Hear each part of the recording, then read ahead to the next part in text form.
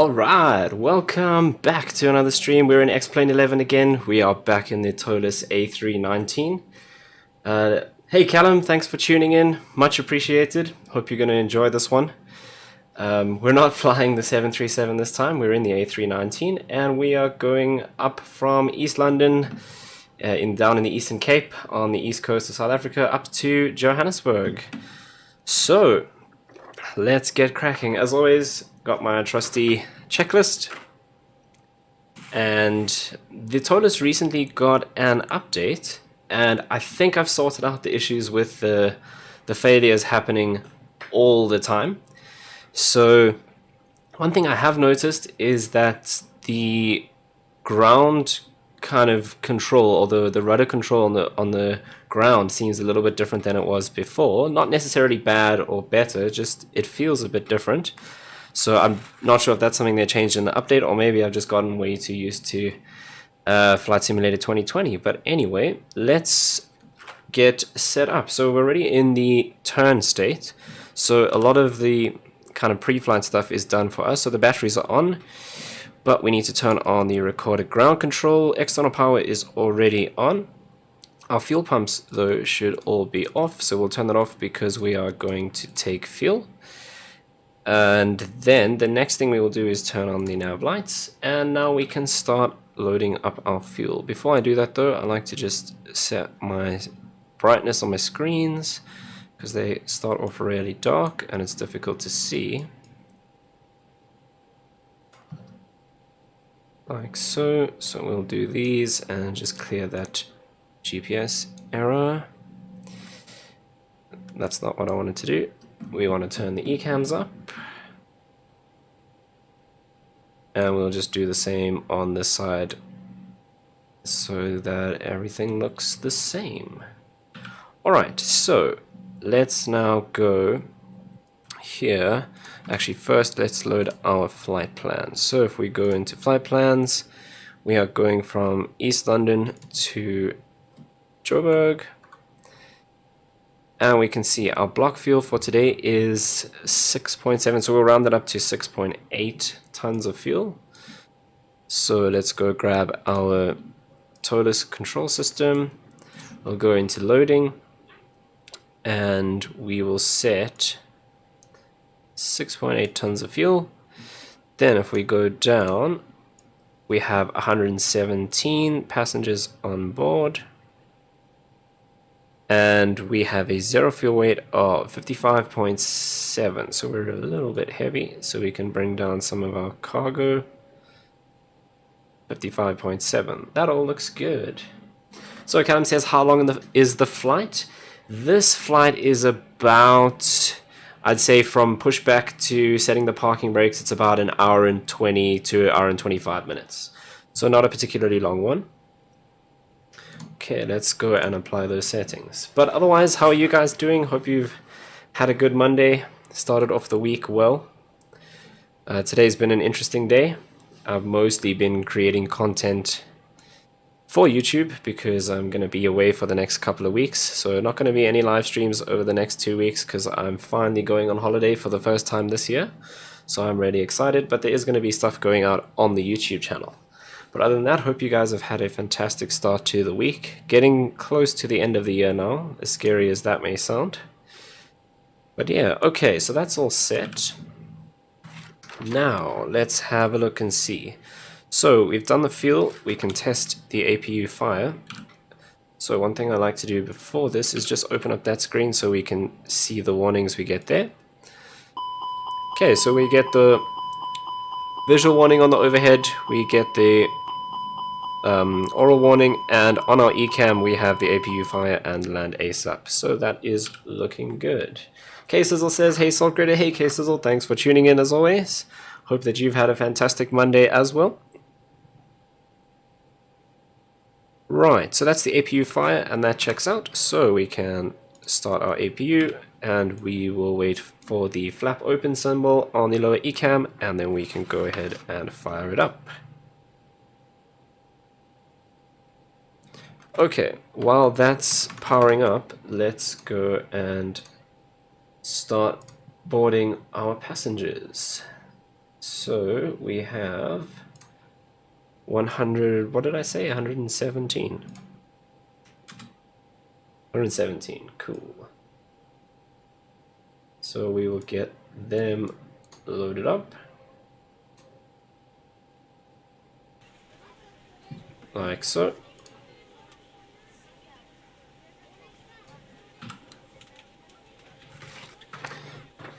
Alright, so we should have our APU flap open symbol, which we do, so we can fire up the APU, and we'll wait for that to settle, and then we'll turn on the APU bleeds. Okay, so cockpit lights and MCDUs all set. Then we double check that our flaps are in the up position, and so is our speed brake. That's all good. And now just waiting for the APU to stabilize.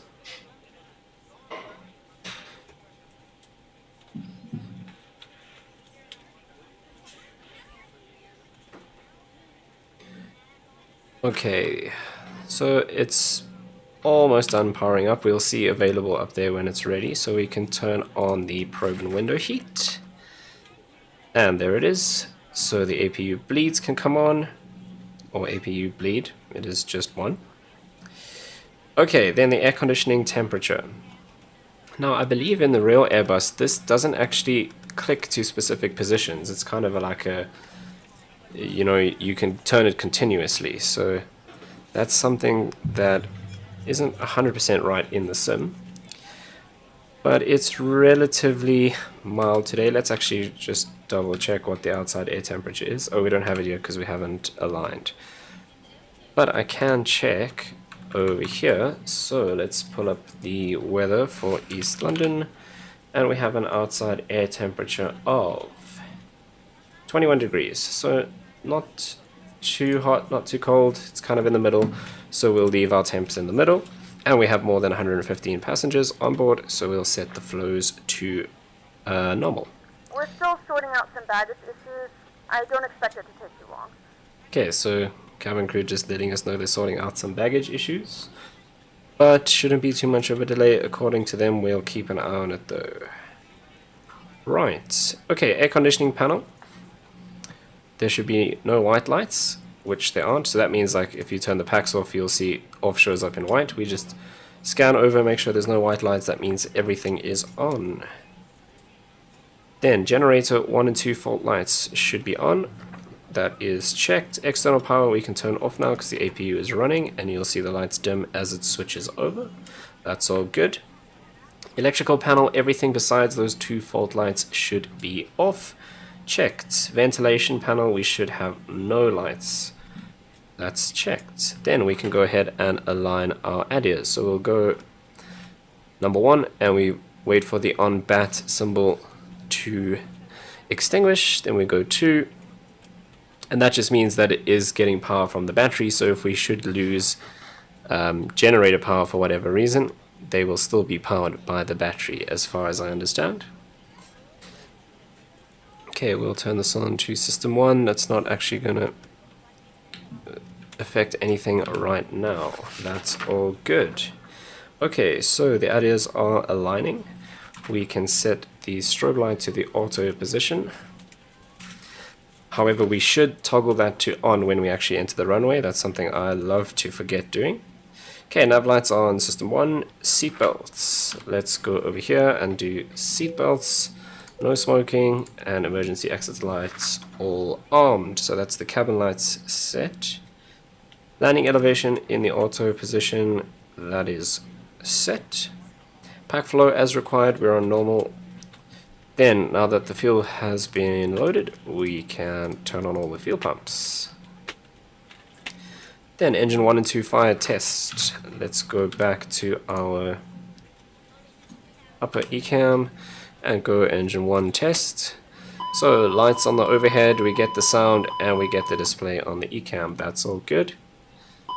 And same for engine 2. So we now know that our engine fire system is working correctly. So if we do experience an engine fire, we will get the appropriate warnings. Because it would be heavy awkward if you had an engine fire and you didn't know. Right, radios can come on. Okay, what's next? Right, let's now go and sort out our flight plan. So, init page 1 or A, let's go and find our flight plan for today. We are going from East London to Joburg, so that's ELOR, which is that one there. And flight number for today, let's go to the top of our flight plan, and we are SAA 480, so Springbok 480, so SAA 480. We'll put that in. Our cost index is probably going to be 5, because it always is in the Airbus when we plan the sim brief. And cruise altitude I think is 37,000. So we'll put in 370 and we can align the IRS. Then we will go to flight plan page A. And our routing today out of East London. So runway 29 direct to Epin. No SIDS and stars today. Actually no SIDS and stars at this airport if I remember correctly. So we are just going to set runway 29. Yeah, no SIDS. And we will clear that discontinuity, and that should take us straight to Epin.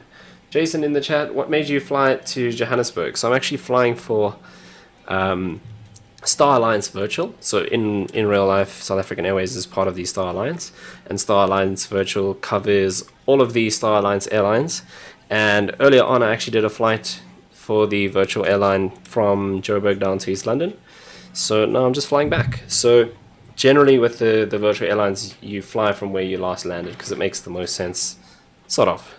So that's why. Just flying back to where we started, with Joburg obviously being the hub for South African Airways. So that's where all the flights kind of originate and start off from. So yeah, we're just taking the plane back to the hub. And on the virtual airline, if you return planes to their hub, you actually get a little bonus there so that we don't leave them stranded all over the world, which is kind of cool. So yeah, that's why we're flying back to Joburg. Okay. We've done all of that. We now need to double check our radio frequencies. So if I come over here, we can grab our charts for East London. And what I do want to double check is the East London VOR, so 114.5. Oh, you're being paid to go there, makes sense. No other reason to go to East London. Oh yeah, that's your hometown. Fair enough. Yeah, it's actually earlier on. Let me double check what the winds are like now. It was crazy windy. So yeah, at the moment, winds 230 at 24 knots. So pretty windy here in East London, but that's kind of normal. So we'll have a takeoff in the wind is generally, less worrying than landing in the wind. So we should be fine. Okay, what was I doing? East London VOR 114.5. So we'll put that in. We're not really going to be too worried about that on this departure because we're not following a SID. So normally we'd use our DME at the bottom there to make sure that our turns on our SID route actually line up, because on the charts they'll tell you, okay, each of these turns in the SID takes place at a specific distance from the main VOR at the airport, or one of the VORs close to the airport. But we're not following a specific SID, we're going direct. But it's just a good habit to put that in any case. I would love to welcome you aboard our flight. When you find your seat, please okay, so radio frequencies are set. We will then do init page B. Unless you're in the front row, please place all of your items Let's bring up our Toliss control screen again. And we will go, we need to get 0 fuel weight, which is 55.7. Please double check that all your items are put away so that the and our CG is 29.2. If If you're in an emergency exit row, please read the exit seating That'll responsibilities go in, the and our card block fuel back in is front of you. If you're not able to 6.8, comply with these actions, please let a flight attendant know so that way you can be received. and that's it. You are free to use your portable Remember, your electronic checklist states devices that you during need to boarding mention the process. weather We report. ask that Yes, larger yes, electronic I'm not a devices are weatherman, stowed once we depart from the gate. but we will Thank do you the and weather welcome aboard. report just before we taxi out. Okay, but you guys do have to remind me to turn on the strobe lights when we enter the runway. That's the one thing I always forget. Right, so init B is sorted, so we'll do perf, and I shouldn't have closed this, Addy, because we need these. So short runway, we're going to do flaps 2 takeoff, and we will set V1 146, rotate 152. That's quite a big difference between V1 and rotate, obviously because of the short runway, I guess. V2 154, that's pretty normal. Flex is 71 today, that's pretty high. And our trim is completely neutral, so we'll go 2/0. Let's see if it'll take that. Perfect. Hashtag weatherman. Yeah, I'm never gonna get away from that one, so I'll just accept it and I'll do the weather report just before we depart. Right, we can now get rid of that. That is our performance set. Okay, altimeter for East London. Let me just grab that on this side. You guys won't see it, sorry. But actually, I can, because we've got Active Sky Next running, I can do this. So if we do 122.0, Foxtrot Alpha, Echo, Lima, Airport Information, Charlie, 1400, Zulu, weather, wind, 260, at 24, visibility, 10,000, sky condition, ceiling, 2,200, broken, temperature, 21, dew point, 15, QNH, 1012, advise on initial contact, you have information, Charlie. okay, so let's just change that. He's going to start speaking. Foxtrot. There we go. Okay, so we have information Charlie. We are QNH 1012, winds 260 at 24 knots. So we are already set to 1012 because we just flew in here and the QNH actually hasn't changed in the last 2 hours or so, which is cool. When we flew in, we had broken clouds at 2,000 feet, so it looks like it might have cleared up a little bit over the runway. Okay, IRS is almost aligned, 1 minute to go. So QNH is set. Let's cross-check on the other side. Perfect. Right, so alternatives are set. We'll make sure the flight directives are on, which they are. We will check. We've got a couple of seconds left for the IRS to align, and then we can do the final checks. There we go. So we need to make sure that speed is dashed and heading is dashed. And altitude, we are going straight up to 37,000 feet, so we can dial that in. Perfect. Anti-skid is on. Switching panel, all 12 o'clock, which is the normal position, that is set. Transponder, let's clear that, and we'll put in the one that I always use, which is 1324. And that's something else I always forget to do, is set that just before we taxi and then just before we enter the runway.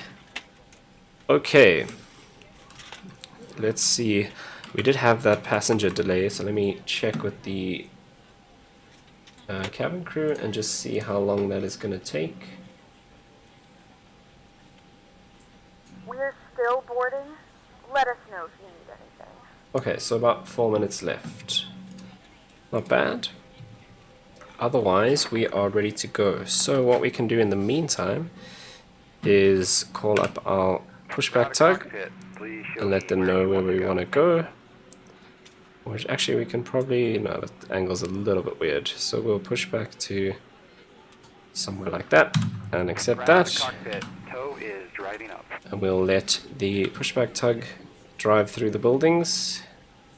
Wreck that little fence. Awesome. We're just going to ignore that. and they'll connect up, and then we are ready to go. The next thing we need to do is just turn on the beacon, but we'll do that just before we're about to start the engine. So about 2 minutes or so before we go. We're just waiting for the rest of the passengers to get on board. So if you have any questions, now's the time to ask me in the chat, because I've got 2 minutes to chill before the passengers are ready to go. Might as well do the weather report while we are waiting. So, East London, absolutely no issues. All doors and hatches are closed, ready to connect. Few clouds at 2,200 feet. Jason says you actually recognize the airport. Yeah, so these are... We're in X-Plane, we're not in the new flight sim. So the airports are not like very accurately modeled. This is just one of the default airports. If we go to somewhere like Cape Town in X-Plane, I actually have a payware add-on for that, where someone's gone in and handcrafted the terminals and all of that. So in that case, it's a lot more detailed. So this is very generic. But having said that, they're generally not, you know, way off. The terminals are kind of in the right place. The runways are right. The taxiways are usually okay. The gates also sort of okay. But yeah, if we were in Flight Sim 2020, they're a lot more accurate, and if you pay extra and get handcrafted ones, they're even better. But I don't have that for East London, unfortunately. Right. Okay, so weather report. East London, winds 230 at 24 knots. Few clouds at 2,000 feet, temperature 21, so no issues. We'll go through a little bit of a cloud layer as we climb out. If we have a look at Johannesburg, okay, winds 340 at 9 knots, so much more relaxed winds up in Joburg. That means we will be landing on probably runway 3 when we get there, or runway 03. And clouds there, absolutely nothing. Completely clear skies up in Joburg. If I forecast this an hour ahead, nothing changes. So we're going to have a very, very nice open flight into Joburg. No weather over Johannesburg. Let's look in between, because there were some thunderstorms in between here in Joburg earlier this morning. And having a look here, no, we seem to be alright. So don't seem to be any storms in between East London and Joburg at the moment. Right. Geez, the passengers are still boarding. I thought they would have been done by now. But yeah, that's the weather report. Nothing really to report. There we go. The passengers are now done. You're ready to go when you are. Nothing much to report in terms of the weather. It's all looking good. Good evening, ladies Right, and gentlemen, let's and go. welcome So, aboard beacon Flight on 480, to say we're going to start the engines. Johannesburg. Our flight time will be Double roughly check that we're 1 clear. hour and 13 minutes. Now that the cabin door is closed, please make sure that all devices are in airplane mode and your large devices Right, are let's now release shut the down parking and brake, closed. and we Please will fasten start the your seatbelt and push. make sure that all tray Starting tables pushback. and seat And backs we are in may a start full ignition. upright and locked position for departure. Cabin crew secure Okay, doors for so departure. engine mode selector to start, and we will start engine 1's on the outside this time, so we will start engine 1. So double check again that everything is clear, and let's start engine 1.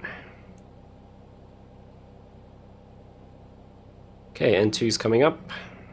Ladies and gentlemen, please direct your complete attention to the flight attendants as they demonstrate the safety features of our aircraft.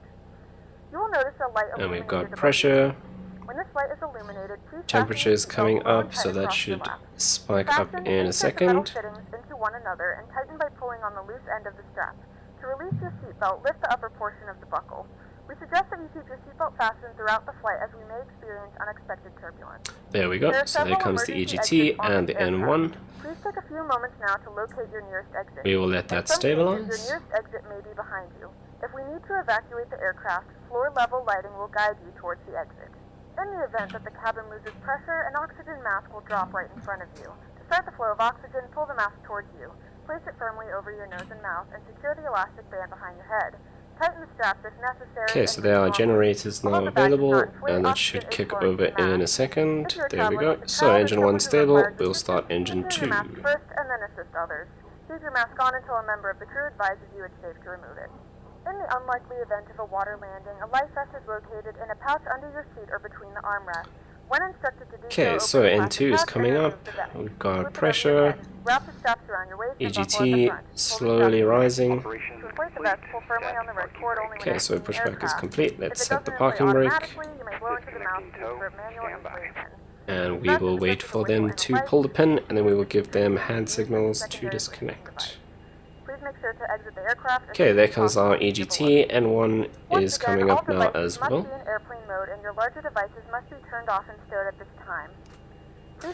Cool, there's our lights flashing as we switch over from the APU to the generator on the engine. Right, so tug can disconnect.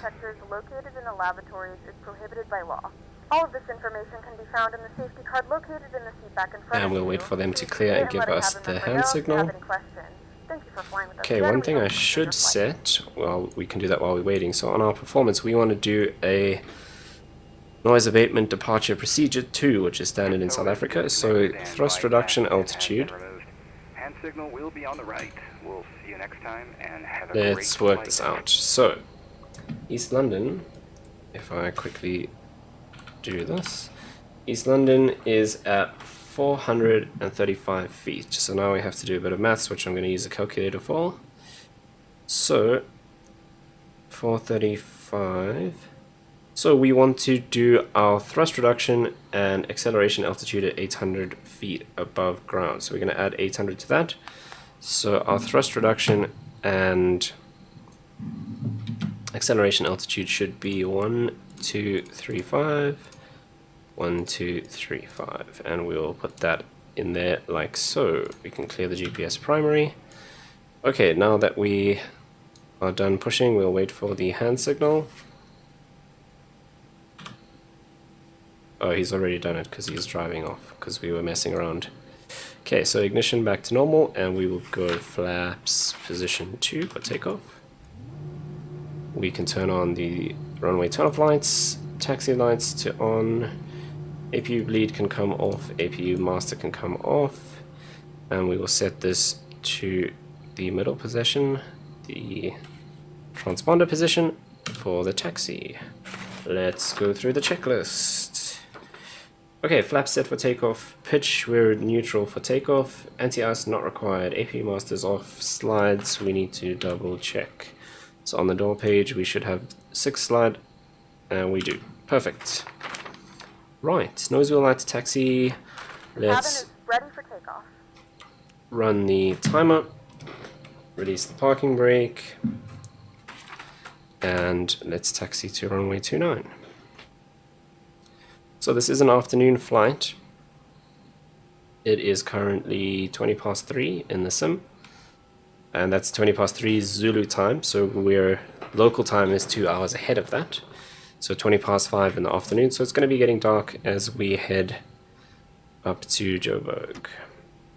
Okay, while we're taxiing along, let's go auto brakes max. We'll let the cabin know that we are just about ready, but they've already told us they are ready in any case, so that's just a courtesy. Spoilers on, we'll check the takeoff config, and we have takeoff no blue. Right, so elapsed time is running. Let's check the brakes. Okay, all good. On our FMA we should have climb and nav, which we do. That's perfect. Auto brakes set to max. We'll go terrain on the first officer's side. I do want to set the weather radar, but I should only do that after I've done this turn because I have to put my head down for a bit. Right, so there's the Cat 1 and Cat 2 holding point for runway 29. So let's just hold here for a second. We can set the parking brakes so we don't run. Right, so we'll go weather radar to weather and turbulence, multi-scan and RCS to normal. We'll put predictive wind shear to auto, and we'll turn that on. Then we can go transponder TARA, clear the TA. Why are we moving? The parking brake should be on, please. Thank you. Let's take that off. We're on TARA. We can go landing lights on, taxi lights or nose lights set for takeoff. Right, let's double check that we haven't missed anything. So, takeoff config is tested. On our ECAM we have takeoff no blue. Transponder TARA, brake temps. Let's go to the wheel page, and we have no orange lights there, so we are sorted. Engine mode is normal, runway turn-off lights on, landing lights on, nose wheel lights takeoff. Right, let's taxi and line up with the runway. So once we enter the runway, we will start the chronos, and you guys didn't remind me, strobe lights on. Okay, we will start the chronos, we will spool up to 50% N1, release the brakes, and then go to the flex position on the throttles. We will then keep the stick forward below 80 knots and follow our V1 and rotate procedures. Because we're doing NADB2, we will reduce the thrust and accelerate at 800 feet. Okay, so start the chrono. We will go 50% N1.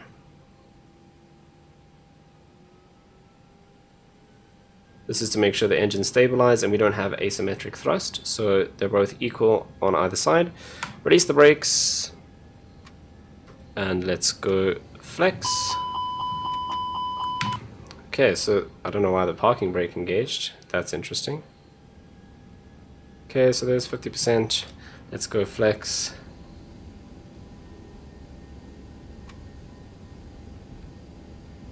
Right, so we have man, flex, SRS, runway, that's checked. Stick forward, there's 80 knots. It is a little bit gusty.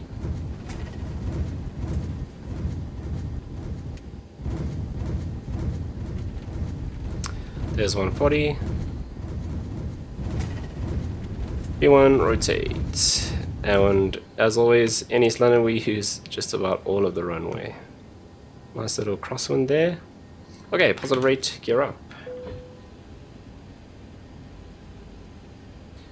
Let's bring the nose down. So we're above 400 feet, so we'll go autopilot 1 on. Okay, there's our thrust reduction altitude, so we'll bring the thrust levers back to climb. And we are above our flap retraction speed, so we'll go flaps 1. We can turn off the runway turn-off lights and the nose lights, and we can disarm these spoilers. Okay, we can stop the chrono because we're out of flex. 1 minute 46 seconds roughly with our flex power. And coming up, hey, we're just about to enter that little cloud bank at just over 2,000 feet. Right, and there's our slats retraction speed, so we'll go flap 0 and off the takeoff checklist. Okay, off the takeoff checklist. Landing gear up, checked. Ground spoilers disarmed, nose wheel lights off, runway turn-off lights off. Autopilot is on, thrust levers, climb, flaps retracted, engine mode selector, normal, engine anti-ice, outside air temperature is 21 degrees, so not required. Altimeter, we will set standard when we pass the transition altitude, which we haven't done yet. Then altitude on the FCU set to cruise, landing lights off above 10,000 feet, which we will do on schedule. And there you have it. We are powering out of East London back to Johannesburg.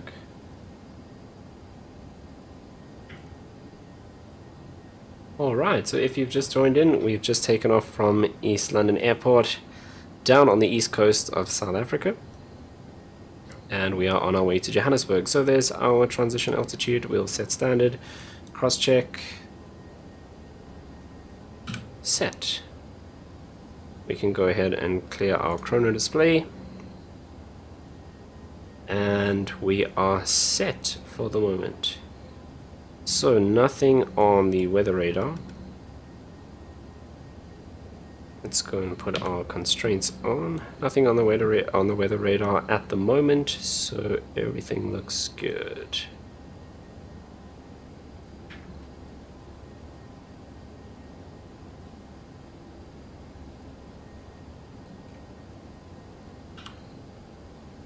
Alright, so next thing we need to do is we're just about to cross 10,000 feet, so we'll turn off the landing lights.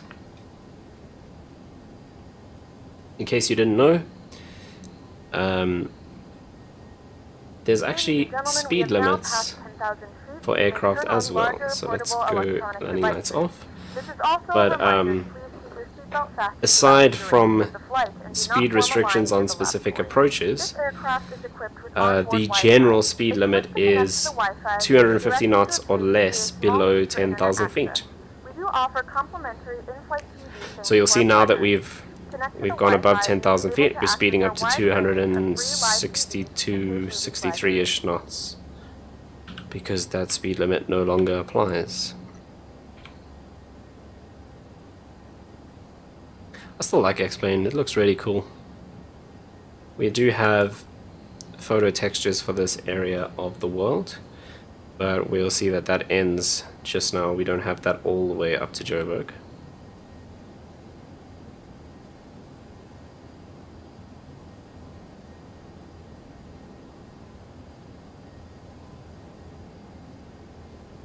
Okay, I'm just going to put up my weather for Joburg on this side so I can keep an eye on that, but it looks like we're going to have pretty much nothing. No clouds, perfect visibility, very light wind. Mind you, it's up to 9 knots now, so a bit of wind, but nothing serious up in Joburg. Okay, so passing 14,000 feet. Let's go and turn off our seatbelt signs so that our passengers can go wild in the back.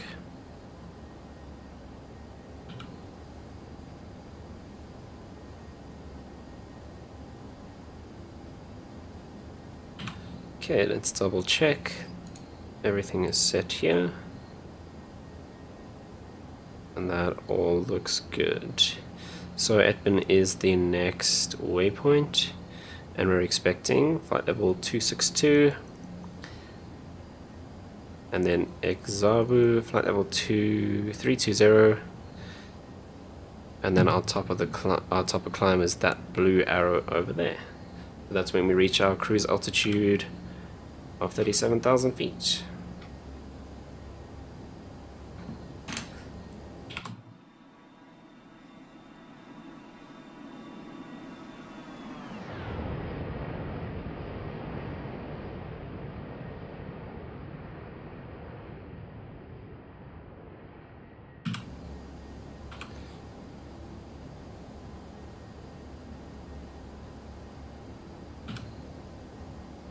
Alright, so as we climb up to our cruise altitude, let's go and pop on the tunes.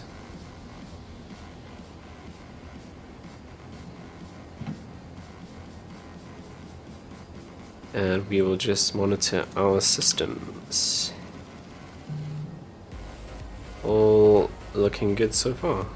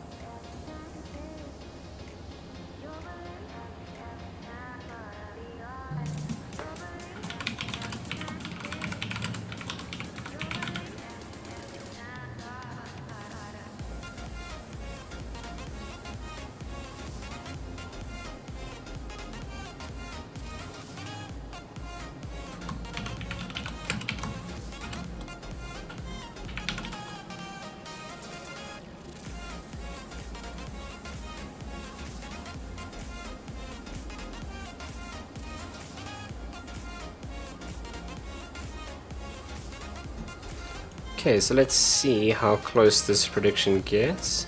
So Edmund's updated now to flight level 264. We're just about to cross 20,000 feet. Or 22,000, sorry. So...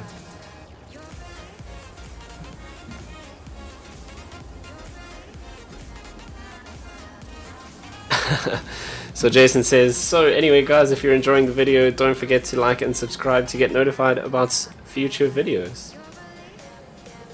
There we go, I said it.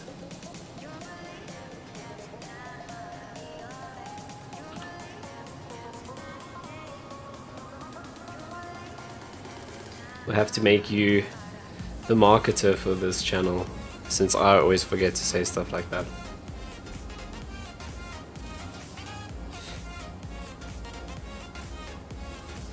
Okay, so it's updated to flight level 265, so that means we're kind of climbing ahead of schedule, which is cool.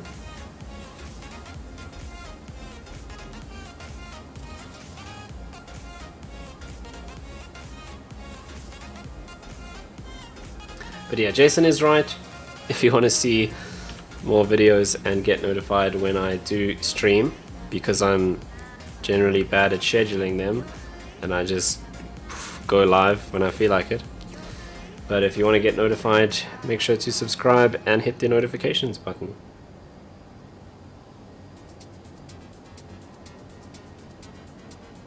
Okay, let's check our fuel. So we're expecting fuel on board of 4.0, so that's 4 tons when we reach Johannesburg. Let's go and double check our flight plan. Our reserves for today are 1,041 kg, so we'd say 1.1 ton, so we are all good. We've got an extra 3 tons or so of fuel to play with, just in case we get put into a hold or something, although in South Africa that generally doesn't happen unless there's really bad thunderstorms around Johannesburg. Because if you're flying overseas, holds are very often, you know, a default part of the approach, and you kind of do it anyway just because of the amount of traffic. If you're flying into something like Heathrow, Gatwick, they've got holds built into those arrivals. But here in South Africa, very chilled. We have no holds unless there's bad weather.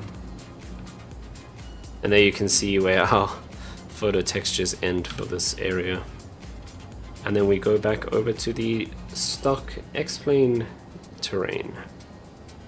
Right, so we're now returning onto our kind of final heading,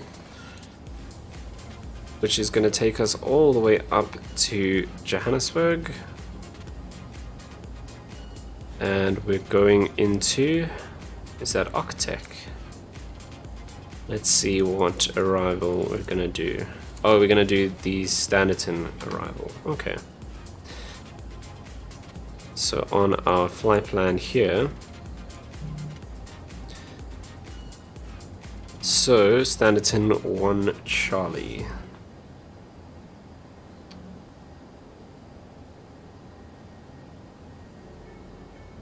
So in the flight plan they've got us on 03 left. We're not going to do that because our Tambo has 2 parallel runways. So we've got 03 left and right, and then obviously runway 21 left and right from the other side. But generally what they do most of the time is departures from 03 left and landings on 03 right. So we're going to go into 03 right. Just helps to split the traffic up and make things easier for the controllers to coordinate.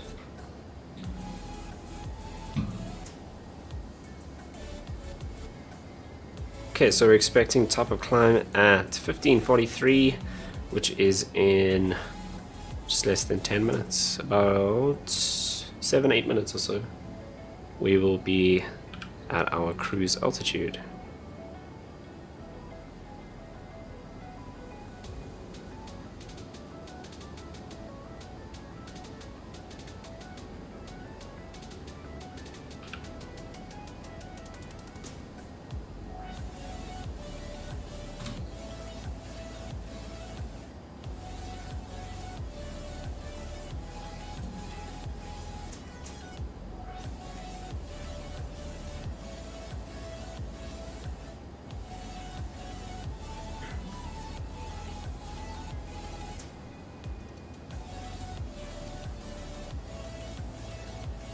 So our flight plan, we predicted Exabu at flight level 338.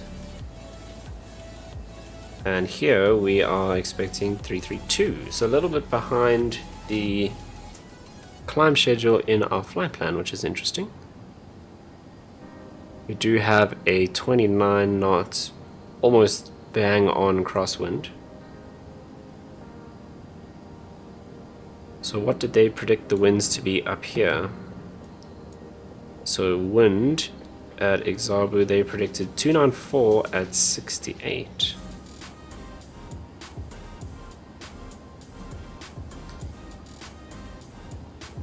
So we're 308 at 30.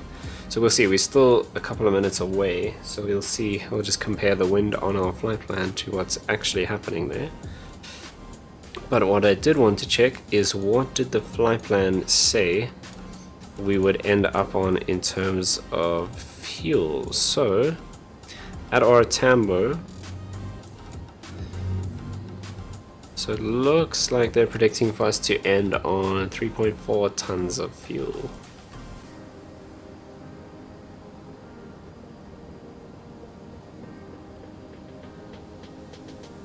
So we're predicting 4.1 at the moment, so no issues there.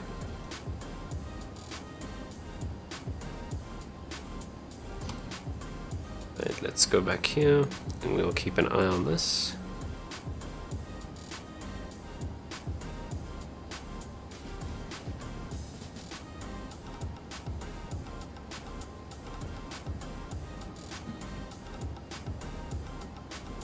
So at Exabu, 5.4 tons of fuel on board.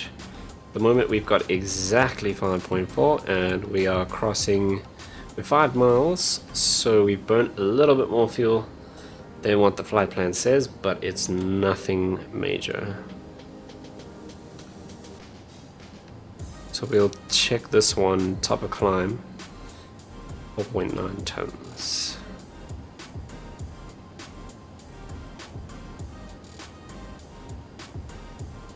Two miles from Exabu. What did they say for winds again? 294 at 068. And we're 302 at 33. So the winds are significantly less hectic than what was predicted. I mean, 30 knots less wind is pretty intense. So we crossed that at 33,200 and we were expecting 33,800. So very close to our schedule, which is perfect.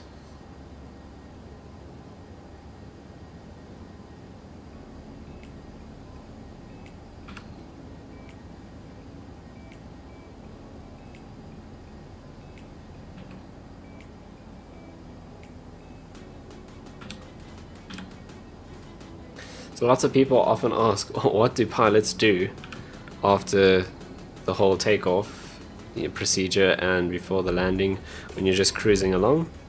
And the answer is paperwork. So these dotted lines underneath, in reality, this would either be on an iPad like this and you would fill it in, but a lot of the times, even now, especially in the older aircraft, it's still on paper. So you would fill in on the dotted lines what it actually was. So we had 5.4 predicted and we were about 5.35. So we would record that in there and compare that to the prediction. Obviously if you're very close, no issues, but if you have like a fuel leak or an issue like that and these numbers are way off, you'll pick that up very quickly. So that's what your pilot is doing during your climb and your cruise. They are doing paperwork, and that will be the pilot monitoring. So what happens is most people just refer to pilot and co-pilot, but what actually happens is you have a captain on the left hand side and a first officer on the right hand side, but both of them fly the plane. They just take turns. Often what you'll do is, for example, with this flight we went from Joburg down to East London and then back again, so one of them will fly down and the other one will fly back. And that's how your first officers get their experience to actually eventually become captains, etc. So you don't really refer to it as pilot and co-pilot. It would actually be pilot flying, pilot monitoring.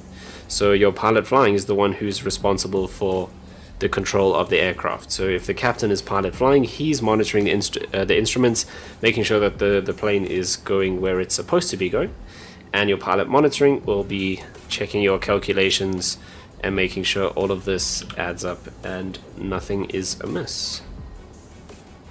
So that's how it works. And obviously if you pick up something like you think, hey, our actual fuel burn is a little bit higher than it should be, you'd go to the other pilot and say, you know, this is what I've noticed, what do you think? And between the two pilots, you'll come up with a plan to sort it out. But yeah, so that's what your pilot is doing during the cruise. They're not sitting there watching Netflix or reading books. As far as I know, that's actually, you're not allowed to. But yeah, they'll be checking all the systems, scanning through the different instruments, making sure everything looks good, and double checking performance against the flight plan to make sure that the plane is running correctly. And these days, especially with the Airbus, if anything does go wrong, you get very detailed reports. So if we go into status, no issues there, but if anything was to go wrong, we'd have a list of all of our faults coming up there. So it gives you pretty detailed information about what the problem is if something does go wrong. Let's hope that just because I said that it doesn't actually all go wrong, because a couple of weeks ago, it was actually the first stream I did on this channel. We flew the Toliss A319 just after an update, and I don't know if it was me, if I had the failure system set incorrectly, or if they did something during the update that kind of messed it around, but literally within 5 minutes of taking off, we had an engine failure, we had dual hydraulic failure, we had an electrical system failure, and so that was interesting. Turned back to our Tambo, and that was literally the first stream that I did. It wasn't even, you know, I didn't share the link or anything like that. It was just literally to test if everything was working. So basically that one is going up, turning around and landing again at our Tambo, and then I was like the next day, okay, everything works on the stream. Thought I'd fix the issue with the Toliss and the failures. So we're like, cool, we'll do the first actual stream on the channel. We were flying down from Tambo to Durban, and just as we were about to descend into Durban, we had a left engine failure. I think it was the left engine, but yeah, we had a complete engine failure, and then on approach our gear wouldn't go down. So on the very first stream that I did, I had to land with one engine and no landing gear. However, I looked at it afterwards, and I think the landing gear was actually my fault, because we had some other hydraulic failure, which meant our PTU pump. So if you heard when we started up the little barking dog noise, that's the PTU pump pressurizing the hydraulics. It sounds a bit like a dog barking. People often think there's a dog on the plane or something like that. But that failed, and it kept making that noise the whole time. So I turned it off, but I forgot that with that off, we won't be able to lower the gear. So that was kind of my fault. But we learned from it.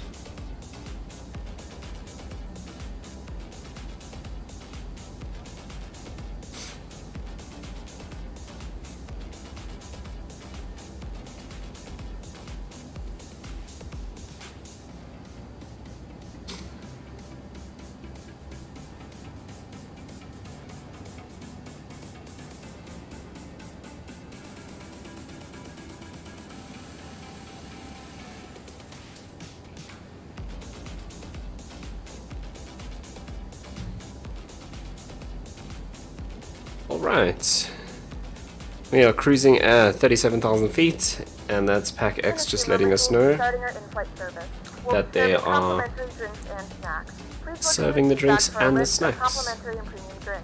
Premium drinks are available for a small charge. If you wish to make an additional purchase, we only accept credit cards.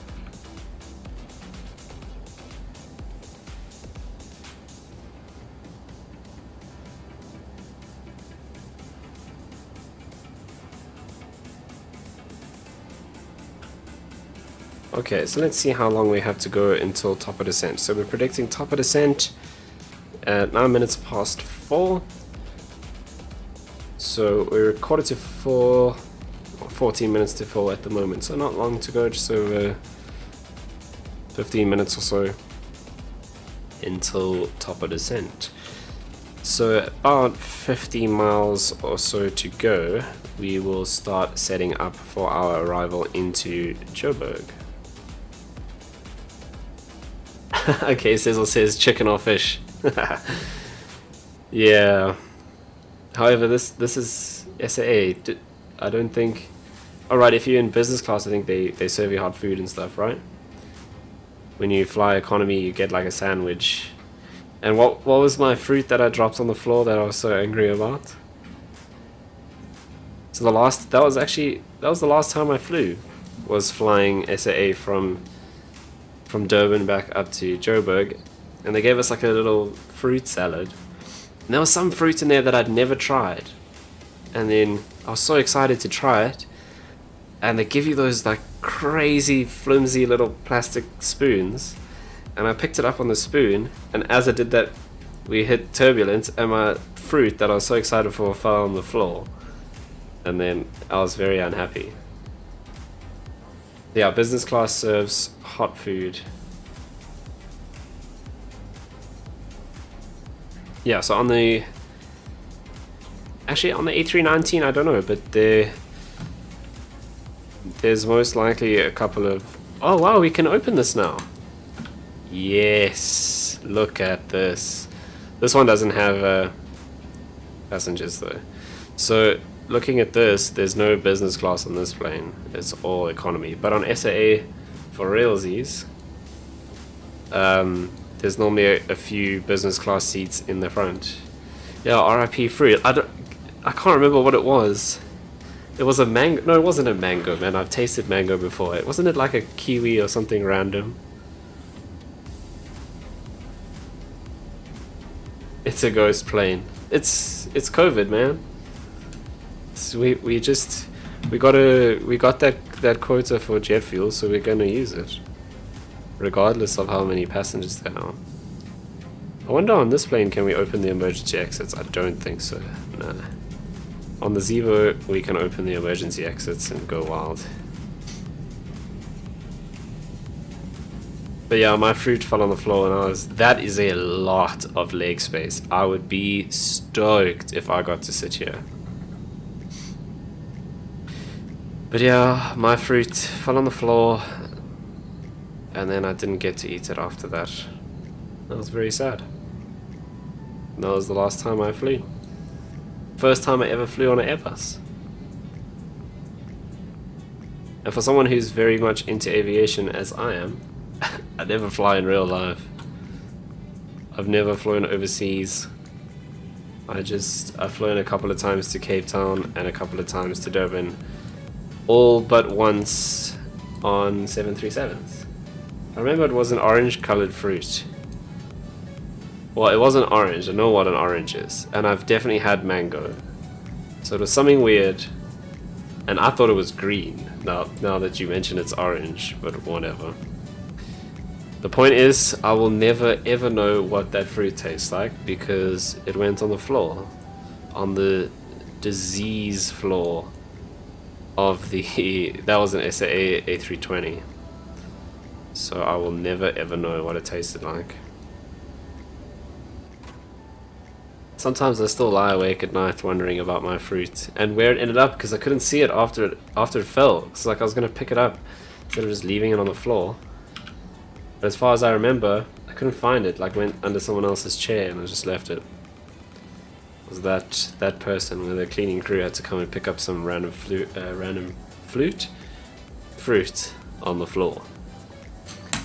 Okay, how far are we from top of descent? Not far.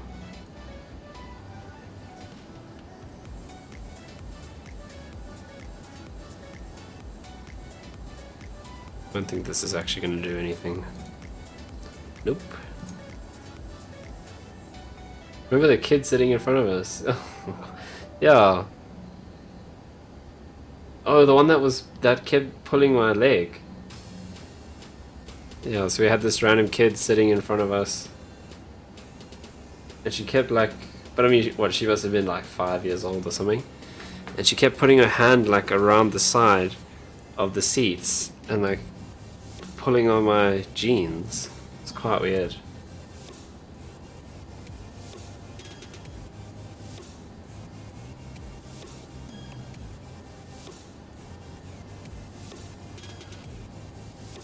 Just kick it. I mean, I was pretty tempted, I'm not gonna lie. I thought it was trying to steal my jacket, because my jacket, and actually what was really scaring me was my camera bag was on the floor under the seat that this kid was sitting in, and then it was like grabbing the sleeve of my jacket that was on the floor on top of my camera bag. So I thought it was trying to steal my jacket. I think it was just out of control. Wild. Kids are the worst on airplanes. Crying, sneezing, all of that good stuff.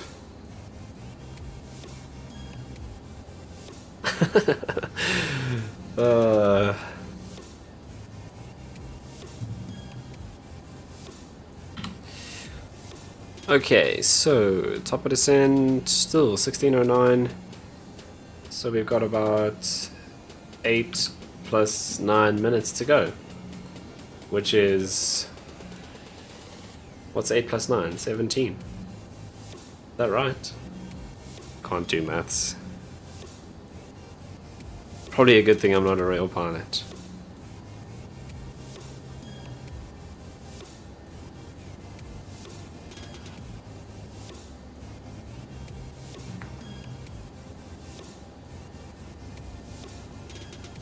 So come on, tell me one of your interesting flying stories. I told you mine about the fruit and the kid. That was actually on the same flight. I just thought of another one. Coming back from Cape Town after going down to Cape Town to teach a class for a whole week. So I literally lectured the whole day for 5 days straight. And then for some reason the company booked me my return flight from Cape Town to Joburg. I left Cape Town at like 8:30. So I finished my class at 5 o'clock, and then they dropped me off at the airport, and I had to sit there until 8:30, and we landed in Joburg just before 11. I was so tired, and then I'm really tired. I've been sitting for 3 hours at the Spur drinking milkshakes, and we go down to the apron, and our plane was in one of the gates on the other side of the apron, so you have to take the bus across, which is normal. So we all get on the bus, off we go. Also, I'm gonna say that was SAF Air, and SAF Air has the whole priority check-in thing, where if you pay a bit extra you get priority boarding, and then the priority boarding people go in a different queue, and then everyone on the flight except for like 4 people had priority boarding, so our queue was like 100 times longer than the other one anyway, so it's literally pointless. The people who didn't pay priority boarding got in before us because there were only like 4 of them. So that was, I was very, very bleak about that already. So we all get on the bus and we go off to the plane, get on the plane, and then I'm like, no, why is this taking so long? Like, everyone's seated, everything looks ready to go. The cabin crew have done everything, everyone's ready, and I look and the baggage holds are still open. And I was sitting right in the front. I was literally seat 1A, first seat. So the one of the ground crew comes up to the person and he's like, listen, we had this dude who left his laptop on the bus. I mean, the bus ride was like 2 minutes. It was literally just to get across the apron. It wasn't, we were right across from the plane. You just had to drive across the apron. We have to go on a bus because you can't have people walking across the apron. And he got off the bus and left his laptop in the bus.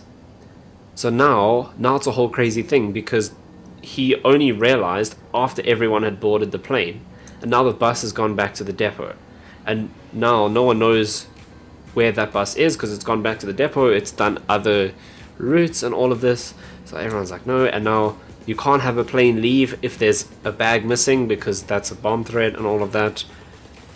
So we sat on the tarmac, at the gate, for like 40 minutes while they looked for this dude's bag, this dumb ass. They had to find his bag. How do you... I mean, I had my laptop bag with me as well. And it's a 2-minute bus ride. I didn't even put it down. I just kept it on. How do you leave that on the bus? So yeah, I remember I was very bleak with that because I had to sit for 40 minutes when my flight was already leaving at 8:30. Because someone left their bag on a 2-minute bus trip. So those are my flying stories. Tell me your interesting flying stories in the comments. I'm keen to hear them. As we're getting pretty close to top of descent. About 12 minutes or so. 11 and a half.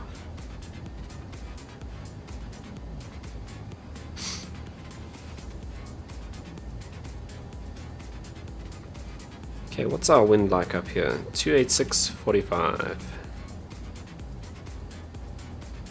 So not much like what's predicted. That's all good. Oh, let's double check our fuel, which we didn't do at top of climb. So we're predicting... Oh, still 4.1 at Joburg, so no issues with the fuel.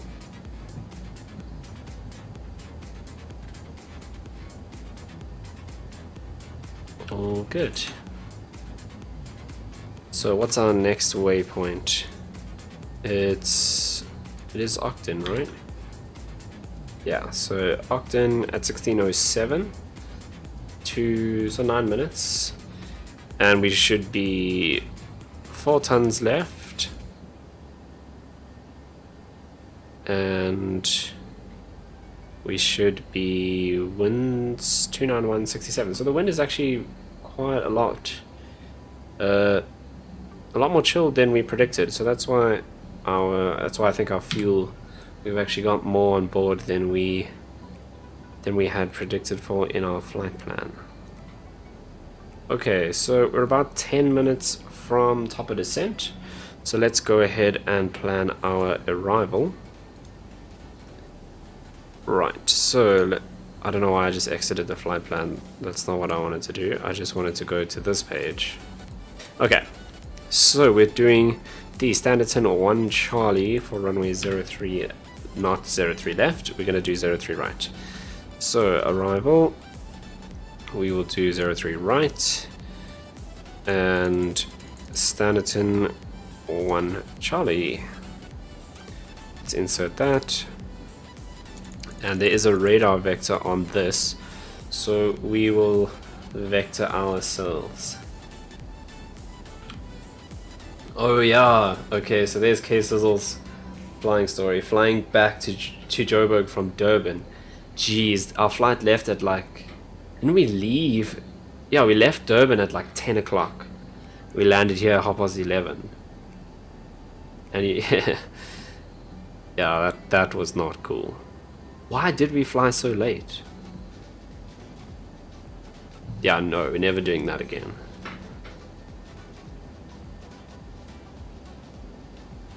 And also, we didn't go to... Did we actually go to Spur as well?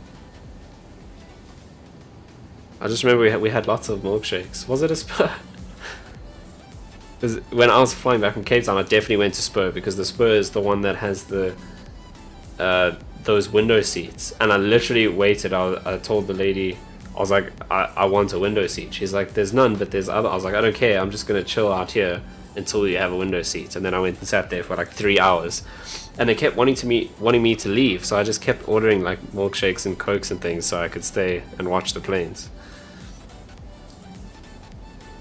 Oh, it was the cheapest flight back.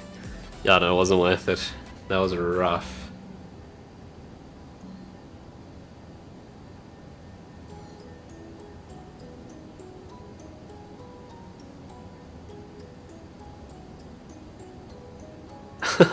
So that's obviously my thing. When you have to wait at an airport, you go chill at a Spur. Yeah, we sat there for ages and we ordered those waffle things, and they were enormous. I thought they were going to be small.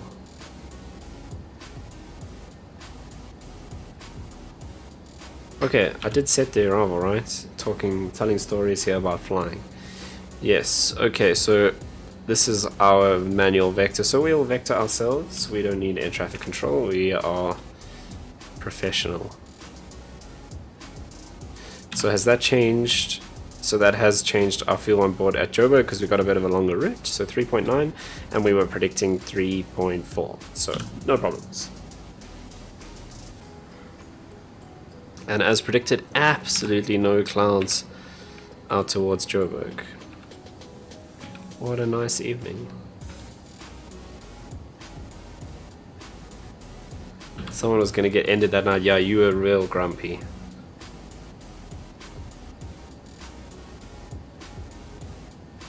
But remember, the dumbest part was they made us stand on the jetway, so there's nowhere to sit.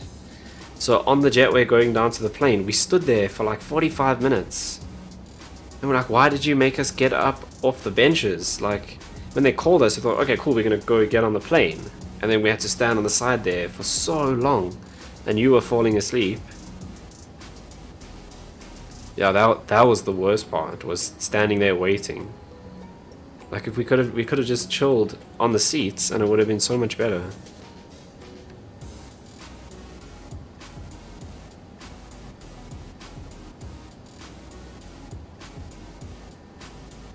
But yeah, here in South Africa we do things differently most of the time.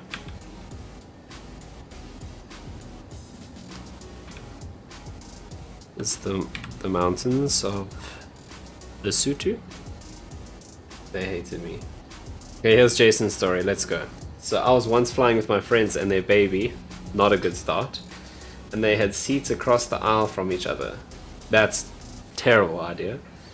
Dad is sitting on the right of the plane, mom sitting on the left. Attendant tells them the baby has to be. Tell me the rest of the story.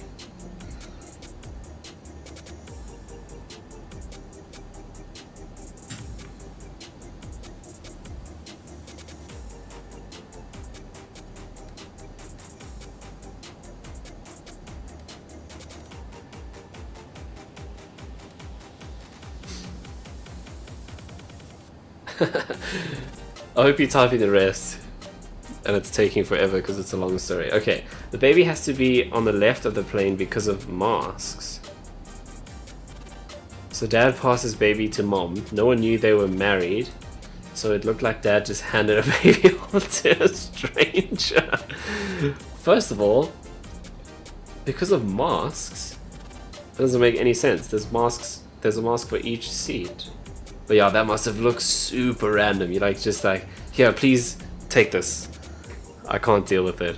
That's amazing.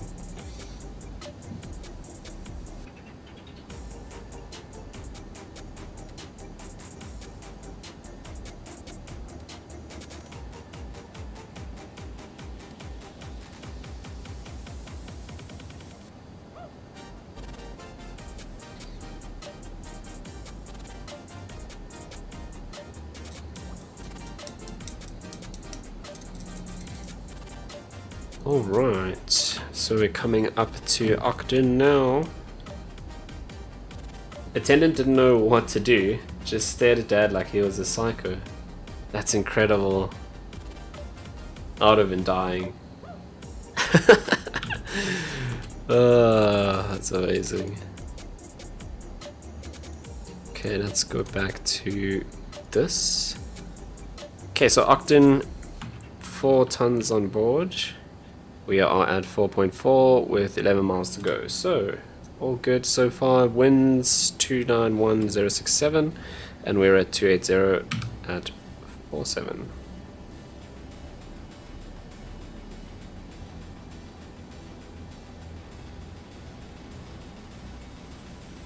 Yeah, it's like those prank video things where they go to like a theme park or something, or like Disney World or Disneyland or whatever it's called or something like that, and they take a fake locker that's got an opening at the back, and you check like this this mom with her baby, and like she's like looking like all flustered and whatever, and then eventually she takes the baby and she puts it in the locker, and she closes it and she just leaves. And then you check like people around like, what the hell, what's going on? And they go like get the security guard and they cut the locker open and everything, but obviously someone's taken the baby out the fake door at the back and replaced it with a doll. So the security cuts open the lockers, and then you open it and there's just a doll inside there, and everyone's like, what the hell? Which, I mean, it's all staged, but anyway. It just made me think of that. Like, just take your baby and just like, here, sort this out.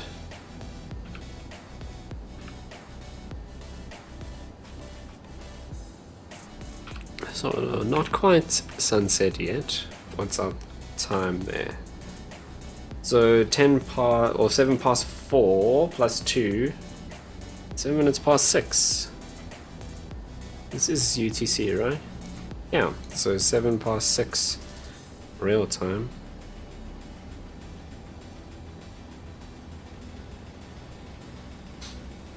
Good story, Joel. Thanks. I'll do my best. It was just a video I saw on Facebook, so you're welcome.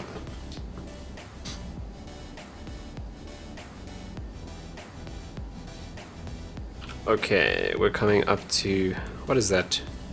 Duve. Right, so let's enter our destination information. Destination information.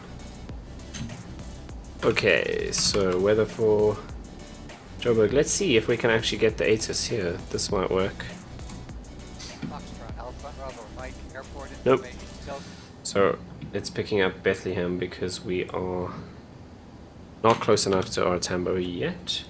So Artambo's weather, QNH 1021.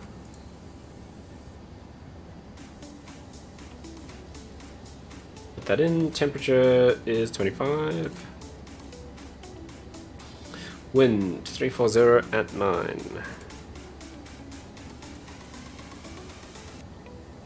Transition level 5000 is fine. Actually no, that's crazy.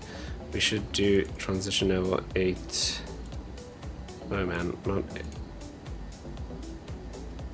Like that, and minimum's 200 feet. Right, that's all set. We'll do a flaps full landing. Okay, let's go and brief the approach. So, I don't actually have it in here, so let's quickly go and get that.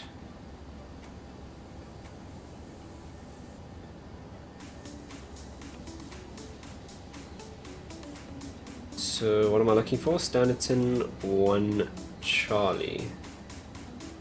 So that's Standerton 6 Alpha.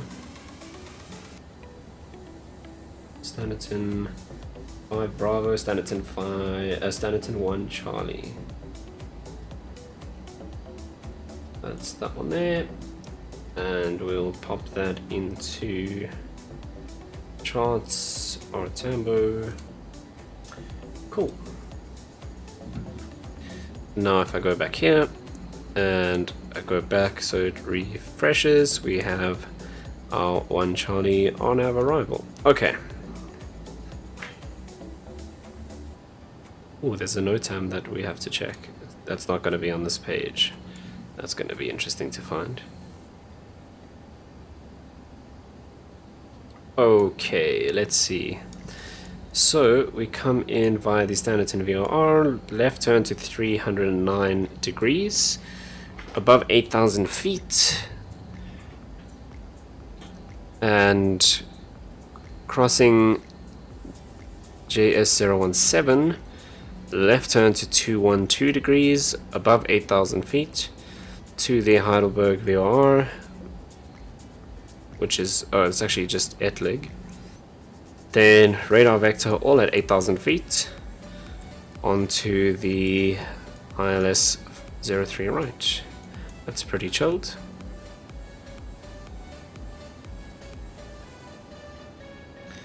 Okay, so speeds. Standerton at 250 knots or less.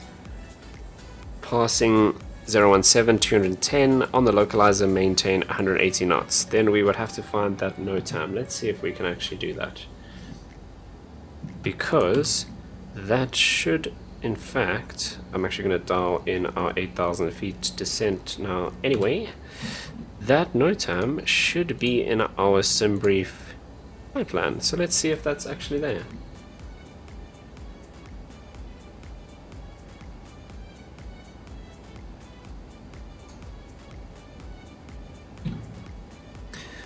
Okay, which is this one here.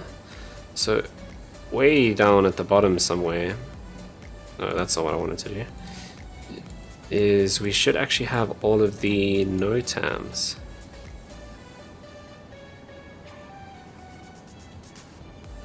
Oh geez, what's that called? Oh, Jason says, doing a pub quiz at 1969 tomorrow night. You guys are welcome to join if you're free. You know that I don't believe in going places or doing things, right?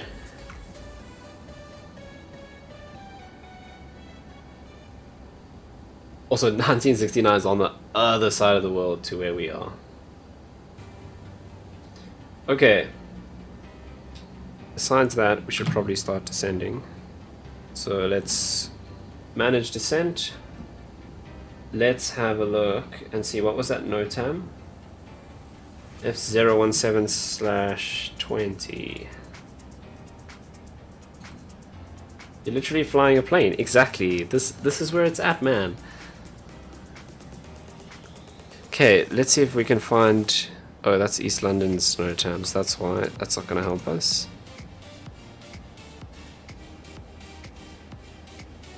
So 017/20. There it is. Okay. Passing outer marker 150 knots IAS or as cleared. So speed restriction box in plan view. So literally, it's still just 150 knots. Oh, I'm reading the wrong one. Oh, they're all the same. Remove 0.4.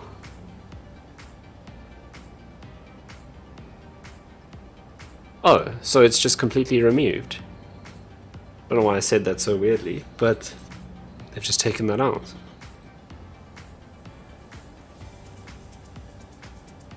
Huh.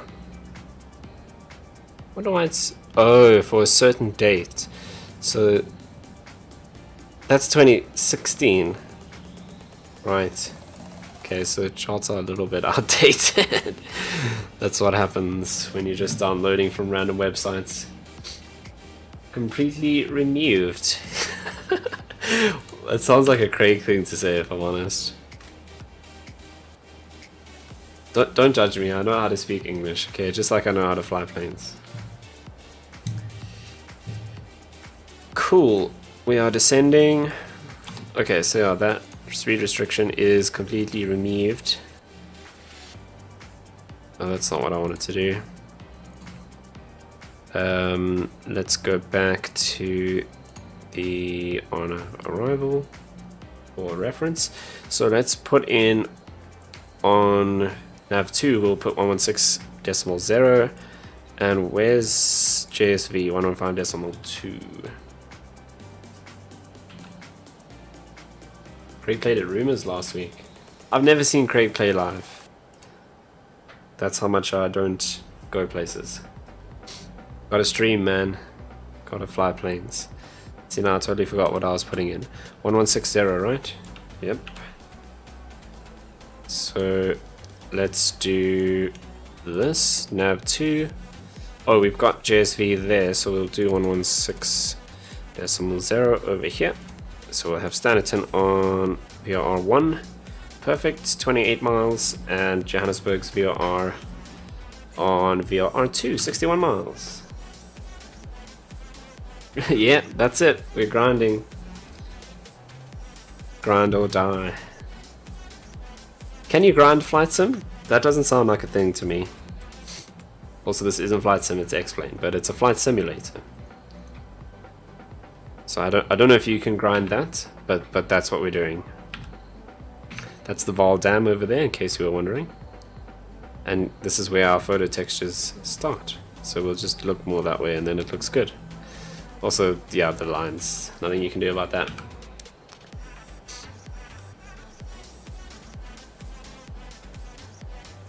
When you do go out, a photo is taken and oh my word. Yeah, Gottlieb. Just gotta fly low enough. Fair enough. Yeah, then you don't notice the lines.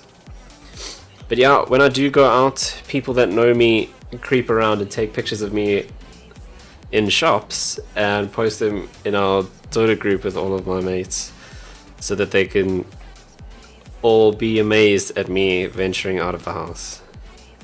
Gottlieb did buy us coffee after that though, so fair enough.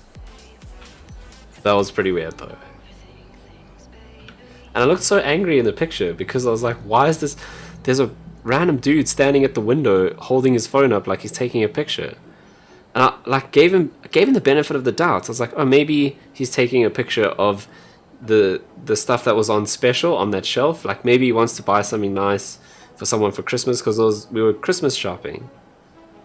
Maybe he wants to buy something nice for someone for Christmas and he's taking a picture of the specials. And then 2 seconds later, there's a picture of me on the group. Strange people. So he was even bad at sneaking. Because he was so obvious. Just standing outside the window with his phone. Yeah, Gottlieb. Okay. Time for the checklist. The trusty checklist. Right, so landing elevation auto, MCDU arrivals, that's all set. Approach performance done. We're in managed descent. Yes, we are, because we have a dot next to it.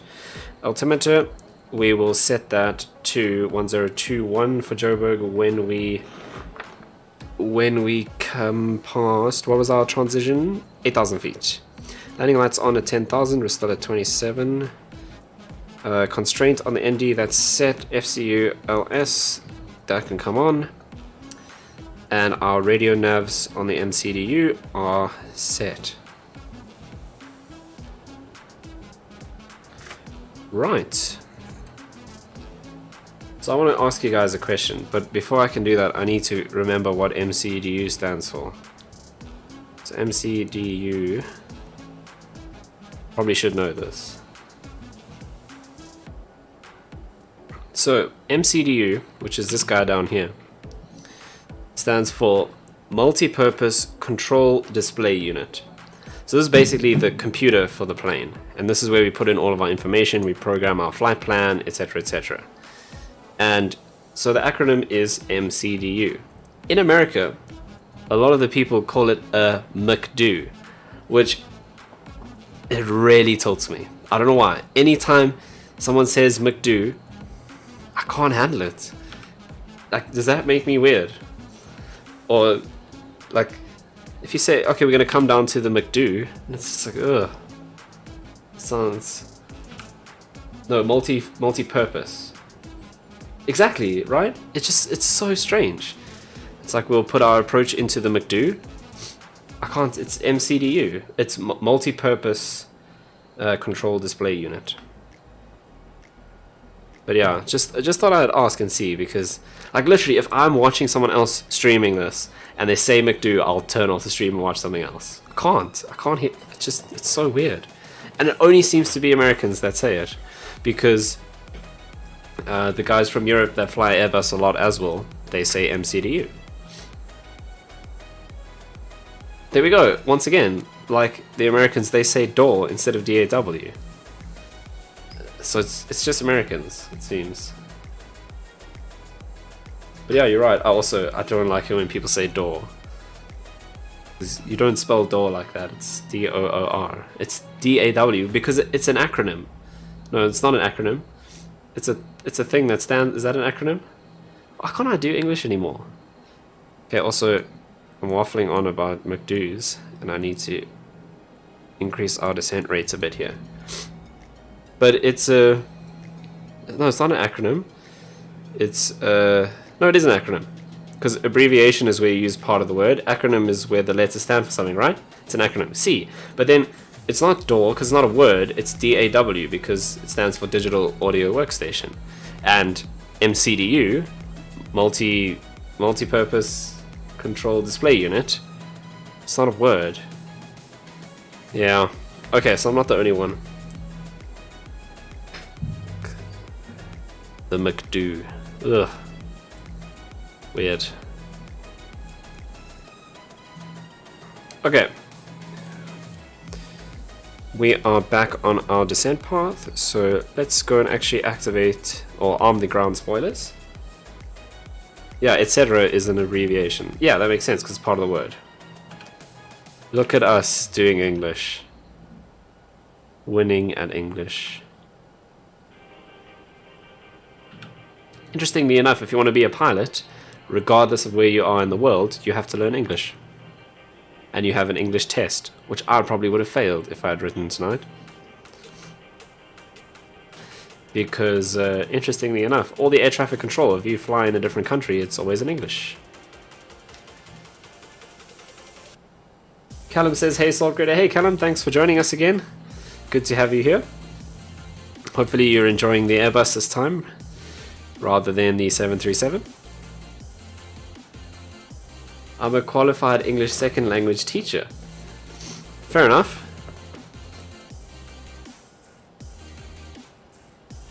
Would you rate my English good enough to become a pilot? I think that's the real question.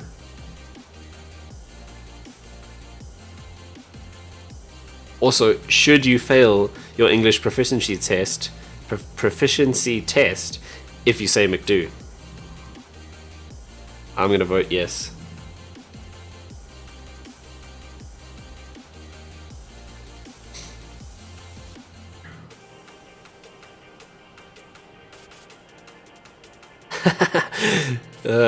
Okay, so I pass. So if you had to set the standard, I wouldn't be up to scratch, is what I'm hearing out of this. There we go. Yep, if you say McDo, that should be counted as your English ain't good enough. Okay, we are slowing down a lot here because we need to cross JS017 at 210 knots. K-Sizzle also teaches English. So do you think we should vote that you fail your English proficiency test if you call it a McDo? That's a good question. Callum, what do you think? So the MCDU stands for multi-purpose control display unit. And a lot of the American pilots called it a McDo, which, ugh, I can't handle that when they say that. It just freaks me out. Jason agrees with me. K-Sizzle's fallen asleep. But I don't know, it's just weird. No, I mean, I literally just looked it up because I couldn't remember. Multi-purpose. I'm looking at it now.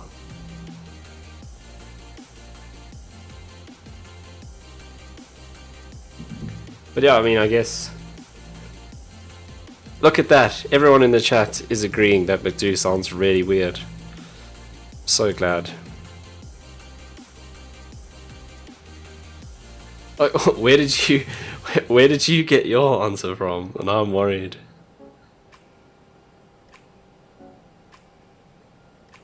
I mean, to be fair, multifunction, multi-purpose, that's kind of the same thing, right?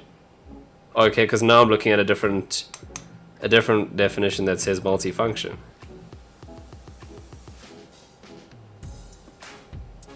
So now I don't know. So we'd have to actually... Oh, when you type it like that, it's even worse. Oh, when you type it like that, that's so much worse. Good to see you're still awake, K-Sizzle.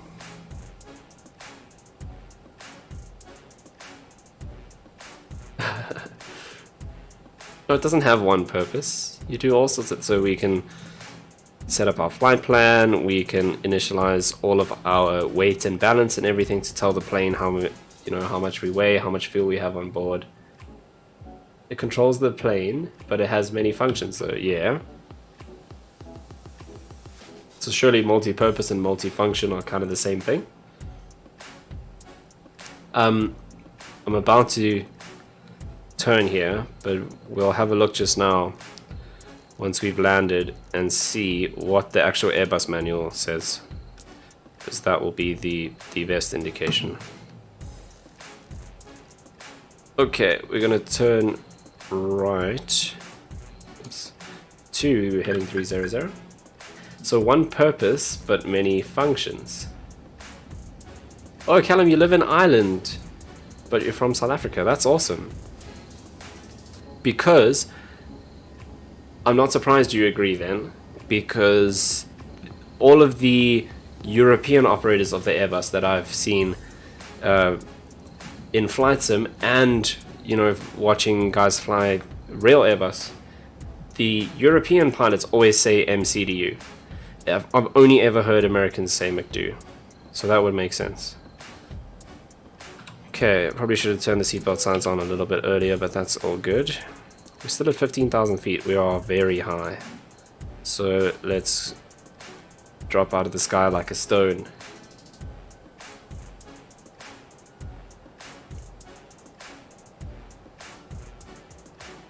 Yeah, makes sense. I mean, you say, yeah, that's a South African thing, so. Alright, let's go direct to this next waypoint. And we will go back into managed descent now that we are back on a managed navigation. And we're a little bit fast. Johannesburg. Oh, mind you, we're still above 14,000 feet, so no issues there. Whereabouts are you in Ireland, Callum? Carry-on items either in the seat back pocket or under the seat in front of you. Please complete all Wi-Fi related tasks and stow Maybe any we can do larger some electronics. flying up there. I really enjoy flying in the UK. Everything's nice and close.